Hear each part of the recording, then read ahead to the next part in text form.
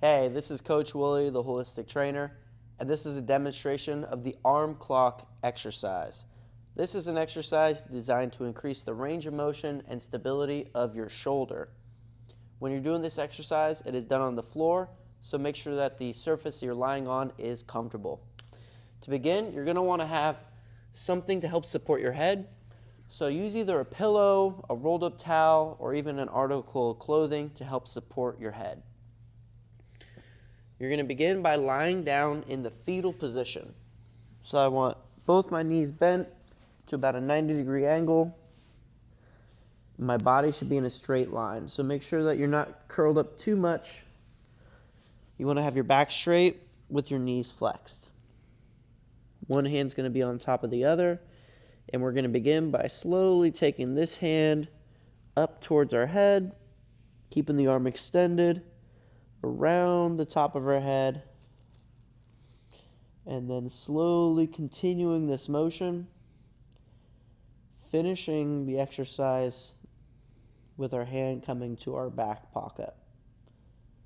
And then we go back the opposite direction, moving slowly. The goal is to keep the hand in contact with the floor the entire time. So think of your arm as the dials on a clock. You're taking it all the way around the entire clock.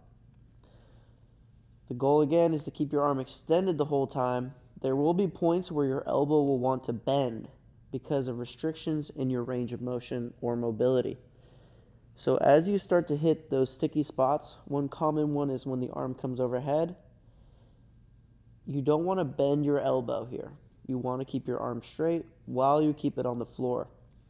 So to compensate for a lack of range of motion, you can raise your knees up towards the ceiling, and this will decrease the stretch and allow you to move through the motion, bringing it all the way to the back pocket and reversing it, going back. Nice and slow. Keeping the hand in contact with the floor the entire time.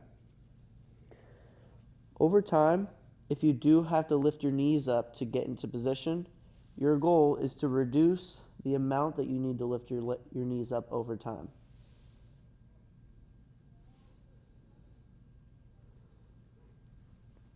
Again, this exercise should be done pain-free. It's going to be uncomfortable, it's going to be a little stiff and tight, but if you feel any pain in certain regions, back off just a little bit, and you could break the exercise into different components.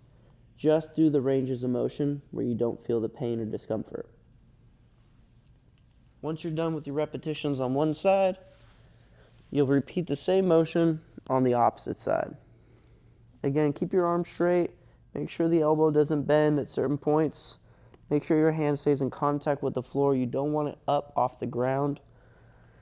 If you don't have the ability to keep your arm straight or keep your hand down, lift your knees up, and over time work on decreasing the amount that you need to lift your knees up to perform the exercise. Keeping the hand on the floor the whole time, bringing it to the back pocket. You'll notice at certain points the arm's going to naturally rotate, so just follow the natural rotation of the shoulder as you bring your arm around in this clock-like manner.